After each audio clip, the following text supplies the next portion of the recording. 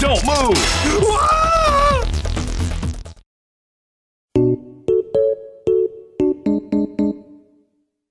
Released in the winter of 2006, the Nintendo Wii achieved major success worldwide, targeting a wide demographic of people, young to old, gaming experience to beginner. Its motion controllers captured the imagination of players and developers alike. With the likes of Just Dance 2018 being released on it last year, it goes to show the longevity of this console. And with a long lifespan comes a ton of games too. Now, the Wii became synonymous with shovelware, notoriously bad games developed quickly and released for a quick cash grab. With big Mario related titles on one side and generic shovelware on the other, it's no surprise that a lot of people would have missed out on some really good Wii games. So it's time to dust off your Wii or Wii U and look at 5 hidden gems for the Nintendo Wii.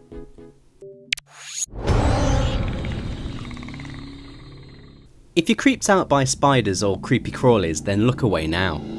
Deadly Creatures has you control a tarantula and a scorpion as you scuttle through the environment, picking battles with other creatures and eventually humans. The two creatures you play as have different playstyles. The tarantula is a lot quicker but weaker, while the scorpion is slower but a lot more powerful. You'll encounter a selection of boss battles like this one with a rattlesnake. As you progress through the game, you'll unlock additional moves to help you in fighting segments, or to explore further into the environment. There is a plot to the game too. You follow two humans as they're looking for buried gold in the desert. These characters are voiced by Billy Bob Thornton and Dennis Hopper, which was one of his last roles before his death in 2010. The graphics are great for a Wii title, and the sense of scale really comes into play when you see a human walk past.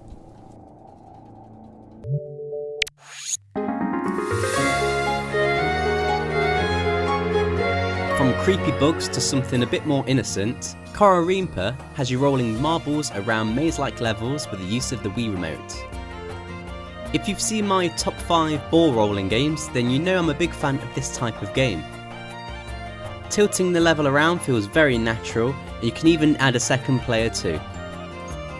As you go on, the levels get more and more complex as you'll be tilting the levels a full 90 degrees to roll against the walls. As you progress, you'll unlock different balls to roll, and all have their own different handling. I mean, look how cute this panda one is. The one downside to Kororinpa is that it's not a very long game. There is a sequel out there that includes a level editor, but it's very rare and I cannot find an affordable copy anywhere.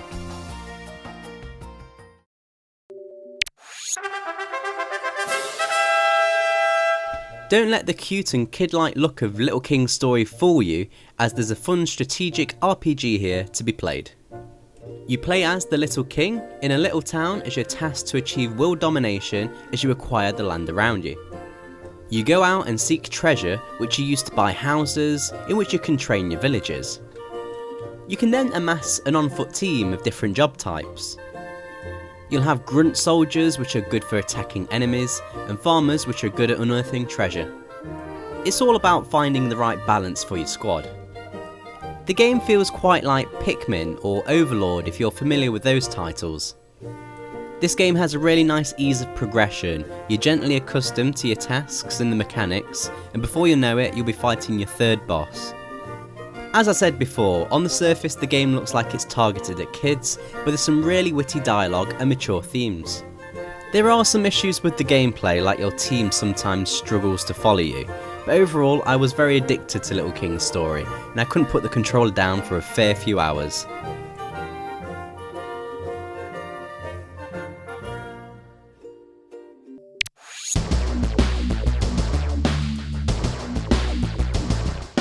If you've ever fancied yourself as a surgeon, then look no further than the Trauma Center games on the Wii.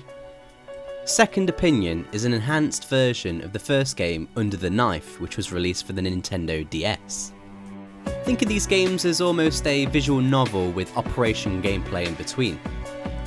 You play as a rookie surgeon as you gain skills and confidence with each operation. You select your instruments with the nunchuck and use them with the Wii remote, so you will need a steady hand. During the first few missions, you're guided by an assistant, but from there you'll have to remember what procedures to take with certain diagnoses. At the end of each operation you'll be ranked on your performance. The in-game dialogue and the hands-on gameplay really do immerse you into the story and the overall experience. There's also Trauma Center New Blood to pick up for the Wii as well. It's more of the same, but that's not a bad thing at all.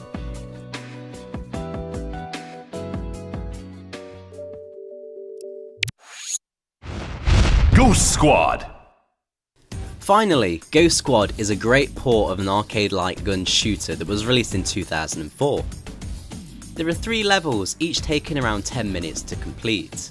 Now that doesn't sound like much, so thankfully Sega have added much more content into the game. Now each stage has 16 different levels of difficulty you can choose. Along with the branching paths that the level have, this adds a lot of longevity. Also added are some multiplayer modes and a target practice mode. As you level up your character, you'll unlock new weapons to pick before your mission. As you can imagine from a Sega light gun game, the dialogue and action is very wacky, but the gameplay is solid and great fun. Go ahead, shoot! Ghost Squad provides some different playstyles through the game as well. At one point you'll be defusing a claymore bomb, and at other points you'll be sniping off enemies from afar. You cannot go wrong with this game, it's bags of silly fun, especially with a second player.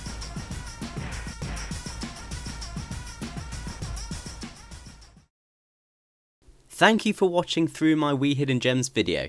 Please let me know some of your suggestions for hidden gems on the Wii in the comments and I'll look through them for the next part in the series.